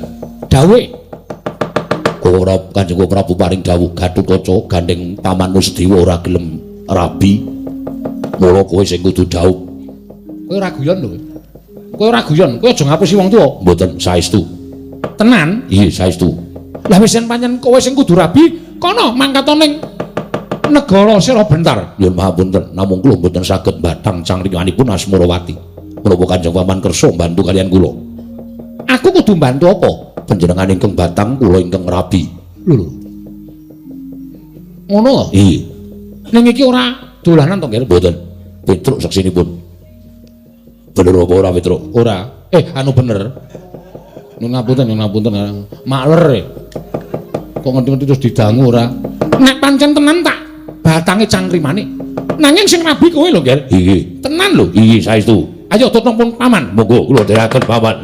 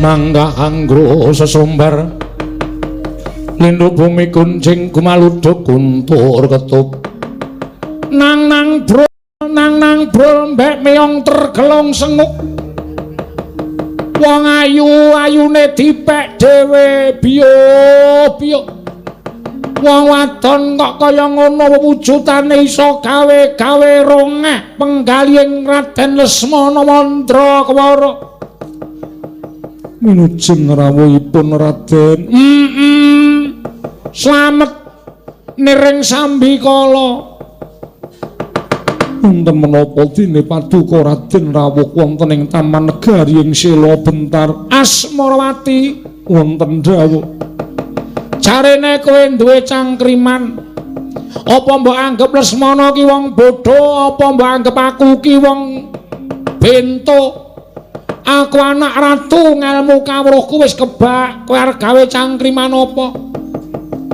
tak boleh tos tapak kebo sikile 100 lenggok sunder malinge menggok asune nyander lek lu telek nang alu lek lip telek didulit ayo kowe arep gawe cangkriman apa sanes menika Raden kula namung betah mangertosi ingkang winastan sandanganing raga miwah sandanganing jiwa menika menapa wo dos pundi sandanganing raga ki ya bathik karo kathok sing larang nganggo gelang nganggo kalung sarwa mas inten mutiara kuwi sandanganing raga wong sing sandangane apik penganggone sarwa becik kuwi mesti kajen keringan kuwi sandanganing raga yen sandanganing jiwa kuwi ya kuwi apa ya? Oh, wis ngono ngawur wae Lesmana, ngawur wae ora mbok menawa bener. Aku mbiyen tak awur ya bijine 6 ya nyatane ya munggah. Wis diawur wae, diawur. Sandanganing jiwa kuwi wujud kapinteran lan katekunan gone madeg minangka titahing Gusti. Ngono ya meng kaya ngono wis meng kuwi bener apa salah Asmarawati mboten wonten ingkang cocok kaliyan menapa ingkang kula kajengaken Raden Edan lah terus inggih kados menapa ing sampun dados sayembara sinten ingkang mboten saged mbatang cangkriman kula tetep mboten badhe saged mboyong dhateng jasad kula Edan yang pripun niki Asmarawati mboten purun dipun boyong tegese kula kalih sampeyan mundur teratur wangsul teng negara Ngastina gagal meneh pencangkanipun Lesmana yang mati kula oh sing sabar ya putu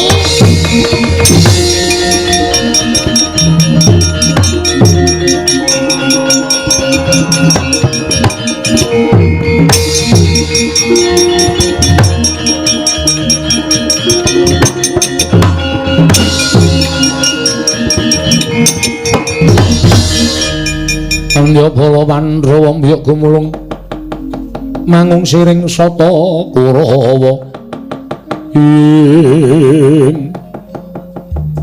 apa iki ngaran Asmarawati kasinggihan mekaten Raden panjenengan sinten aku Raden Sedewa ingkang wingking aku Gatotkaca wonten menapa dene rawuh wonten ing Taman Negari ing Sela Bentar ujaring utusanku jare putri saka negara ing Sela Bentaran majaning Prabu Asmaradewa nganakake sayembara cangkriman sapa ingkang iso mbatang cangkriman bakal mengku garwa kelawan sliramu ngono to kasinggihan mekaten lah iki ngene aku ku duwe anak lanang jenenge Gatotkaca ya sing mburiku iki mongko iki durung lakoni daup tegese kepengin daup silaning akrama mula dina samengko aku njaluk karo Dewi Asmarawati keparenga paring cangkriman karo aku mengko aku ingkang batang ning nuwun sewu nek iso kebatang sing rabi dudu aku lajeng sinten Gatotkaca piye sarujuk apa ora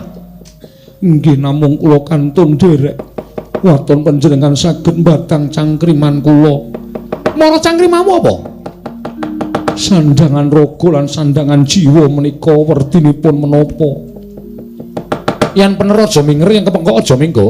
Inggih ngestaken dawuh. Siji, sandangan raga kuwi dudu brana picis, dudu busana wastra bludru sinesotya babar pisan dudu. Sandanganing raga iku solah bawa, tingkah laku, tindak tanduk, muna-muni saben dina iku sandanganing raga. Kabeh mau kena kinarya gesang ana ing alam donya kuwi sandanganing raga. Bener apa ora? Aduh Raden, cumeplong raos sing manah kula. Dene menapa ingkang kula kajengaken jumbo kalian pangandika waduka jagat Dewa Bathara Garukaca wonten dawuh. Wis ana trontong-trontong padhang kowe mengku Asmarawati matur sebaru. Selak mboten kiat kula. Ora kuat ngopo? Nyawang Kyai Putri kok ayune kaya ngono. Sing sabar, ming kurang siji tak batange cangkrimane. Nggih, dipun sesekaken mawon. Iya kusike to. Ingkang angka loro sandanganing jiwa. Sandanganing jiwa menika menapa? Sandangan jiwa iku cipta, rasa, budi lan karsa. Cipta iku kang nimbang samubarang, rasa iku kang nimbang samubarang, budi kang ngremake samubarang. Karsa kang nindakake samubarang yaiku kang nindakake sandanganing jiwa. Bener apa salah? Coba. Ingkang salajengipun katresnan menika wonten pinten ana loro. Menapa kemawon katresnan mirunggan lan katresnan sejati. Katresnan mirunggan menika menapa? Wong sing duweni rasa tresna nanging tresnane ora sejati, tegese ora lahir batin, mung milik karo sing diduweni. Upama sing lanang kuwi tresna karo sing wedok, milik karo bandaning sing wedok, semono uga kosok baline sing wedok tresna karo sing lanang merga milik marang bandaning sing lanang kuwi katresnan mirunggan, ora lahir batin. Lajeng katresnan sejati menika ora ana ing ngungkuli katresnaning ibu kelawan anak, kuwi katresnan sejati. Dituku nganggo apa wae ora bakal iso, dijoli nganggo apa wae ora bakal iso. Asmarawati, Raden matur sembah nuwun Raden. Kose.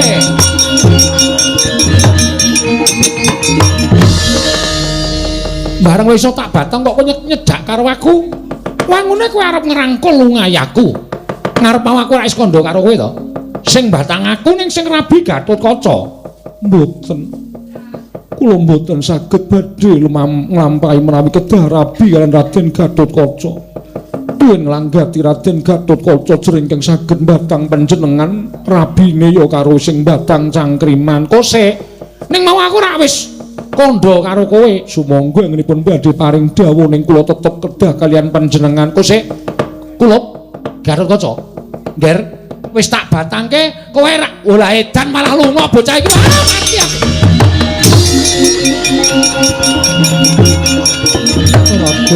Raden panjenengan.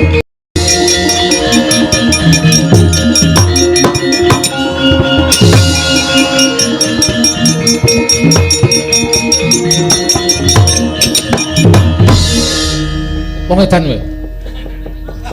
Wonten menapa? Jarene kowe sing arep rabi kok kowe lunga iki apa? Kula menika ngawasaken dhateng pun Asmarawati menika mboten kiyat. Biayo ayune kaya ngono trimah medal Jawi. Kowe tak kandhani to, wis iso tak batang cangkrimane. Menawa iki saestu. Wis. Ning Asmarawati ngoyak-oyak karo aku. Lho, sing rabi kedahipun kula. Lah iya aku tak ndelik iki Asmarawati tandang ana-ana aku ora iso karo kono.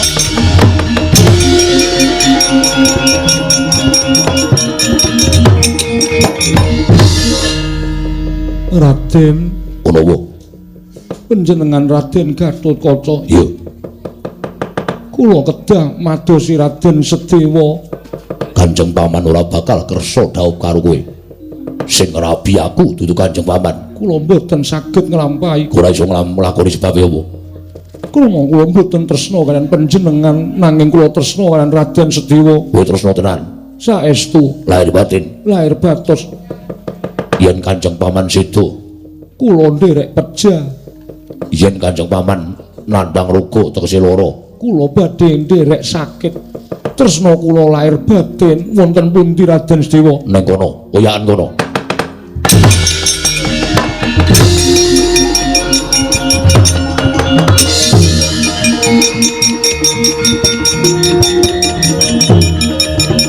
Waduh, mati aku.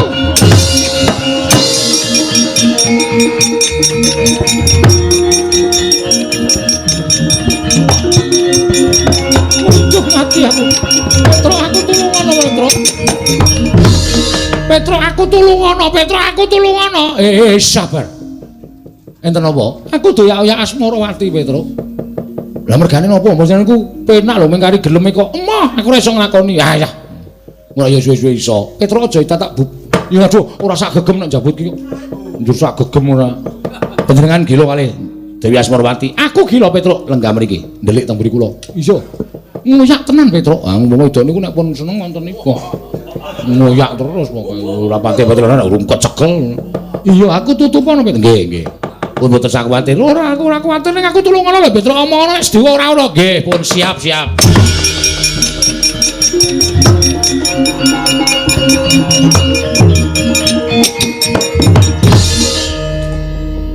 Menika sinten? Raden Gatotkaca. Mbuh Racaturan.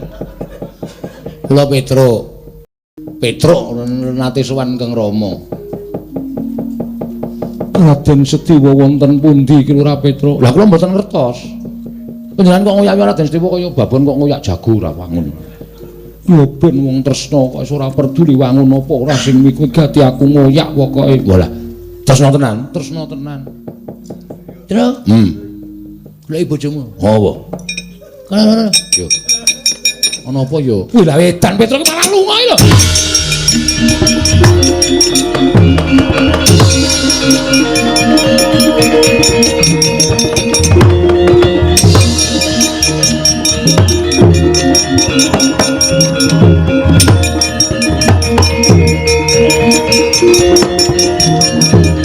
Mati aku. Ger tulungono pamanmu nggih. Aku tulungono Gatotkaca kowe aja gawe wirang. Aku wis wegah dhaup karo Asmarawati, aku ditundha lunga saka negara Ngamarta nek aku bali. Aku gandeng renteng-renteng karo Asmarawati apa ora wirang bebaran. Aku delikno Gatotkaca, aku golekno papan sing primpen. Paman kula simpen wonten Kancing Gelung kula. Kancing Gelungmu? Nggih, kula lenggah wonten ing Kancing Gelung kula, Paman.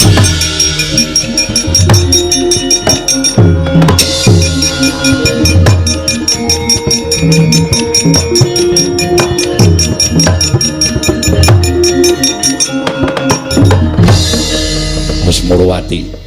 Kula wonten dawuh Raden, ora usah ngoyak-oyak. Aku ngilingke karo kowe. Kula mboten peduli. Mboten badhe leren menawi tresna kula dereng tinampi dening Raden Setiwa. Tetep kula badhe madosi Raden Setiwa. Kowe iki wong wadon apa ora isin? Kula sampun mboten gadhahi raos isin. Menawi nuruti dhateng katresnan kula nyatanipun ingkang saged batang cangrimanipun Raden Setiwa. Kula badhe tetep nderek Raden Setiwa. Ora manut karo aku mentolo karo kowe. Menawi badhe mejahi dhateng kula semanggaaken. Iki marganing patimu.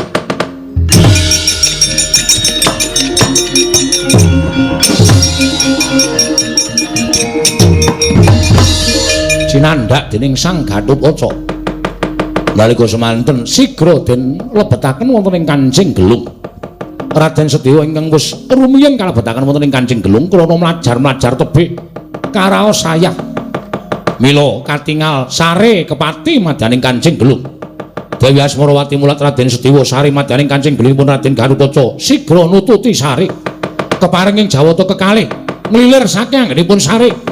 Wis kepareng dadi judul dhaupe renteng-renteng karo runtungan mandhap saking Kancing Gelung ing Sang Tetuka.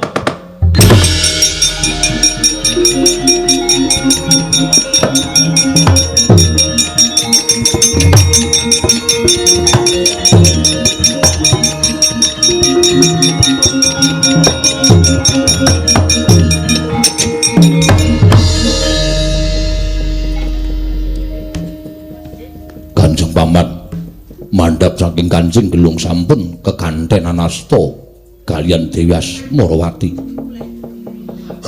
Lah ya wis piye meneh wong jeneng wong doyak-oyak ki ora pasrah. Ya ora ngono, ya wong nyatane ya wis judul kabeh. Petro. Nuwun. Nggonamu eneng ora? Napa? Wong lanang sing maune wegah ning sidane gelem. Mokeh. Oke. Klebu kula barang niku. Ana panunggalane. Ana. Jebul kene ya ana. Sampeyan niku nyemoni niki. Ora sesuk wonten niku mbok kajenge engko nek kagol penggali malang rekoso lho. Engko nek sing kakung moh meneh sing wedok nguyak-uyak meneh sampeyan kali kula dadak mlayu-mlayu ngalor ngidul. Iya, Petruk. Nggih. Pun mantep wis Petruk, syukur.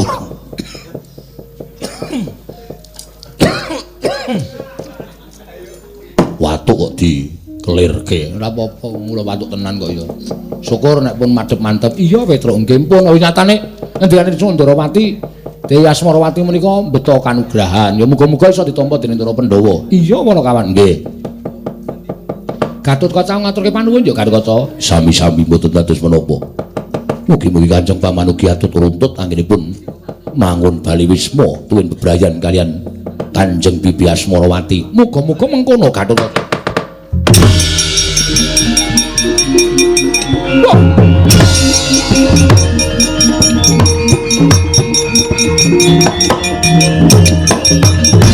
Wah.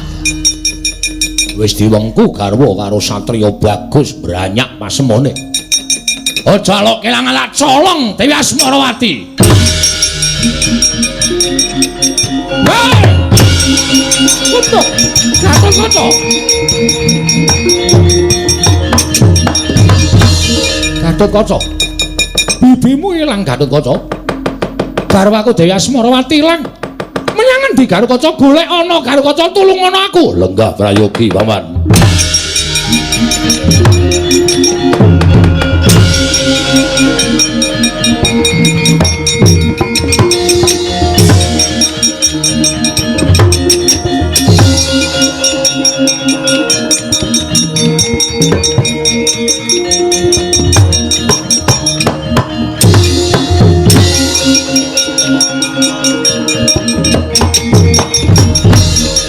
Maling aku balekno ora bakal balekke. Aku tresno karo kowe. Kowe kudu dadi bojoku Asmarawati. Aduh.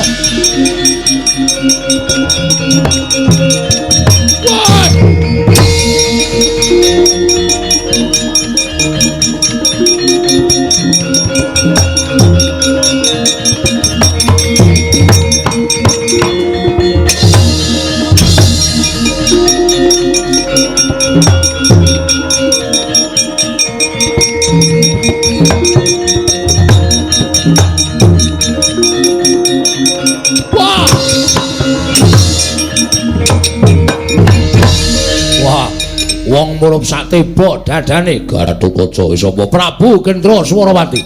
Jaluk Asmarawati gimerdasmu. Wah, mati dening aku. Wah! Oncah!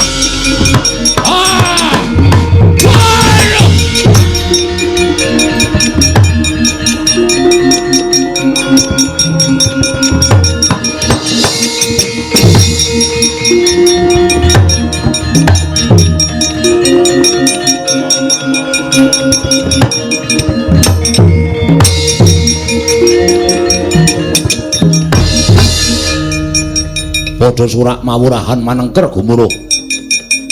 Pandhawa kelakon mboyong putri saka Sela Bentar. Kasinggan mekaten kok Prabu.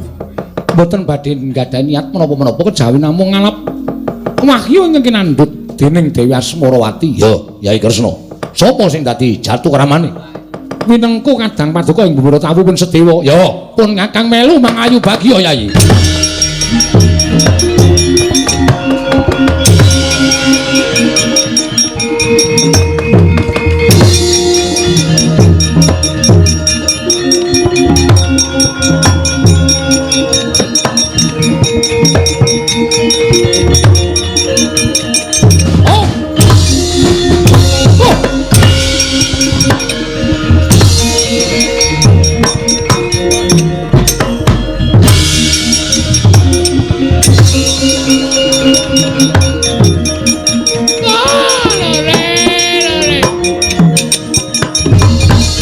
Kudara aku paten ana. Aku isin ora iso ngrabek Lesmana Mandra Kumara. Mundur menyang Sukalima. Oh.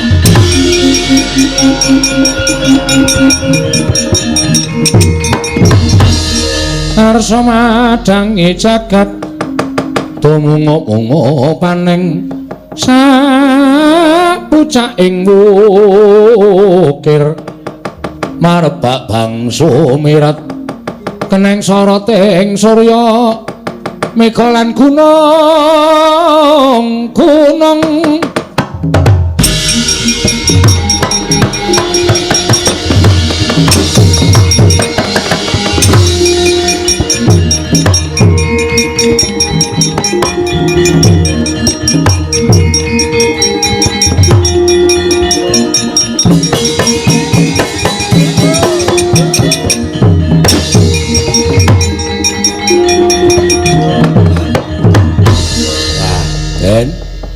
Ndara Sedewa kelamban daud mugi-mugi tansah manggya katentreman kebagas kewarasan kawilujengan saha kesarasan lan tansah tresna asih ngantos dumugi puputing yuswa ya Semar purnaning gati Surasudra janing Kang Ratsa brastut kaping Dharmastuti rahayu sami makarya rahayu ingkang samya pinanggih kula nyuwun pamit matur sembah nuwun ingkang sakalangkung kadang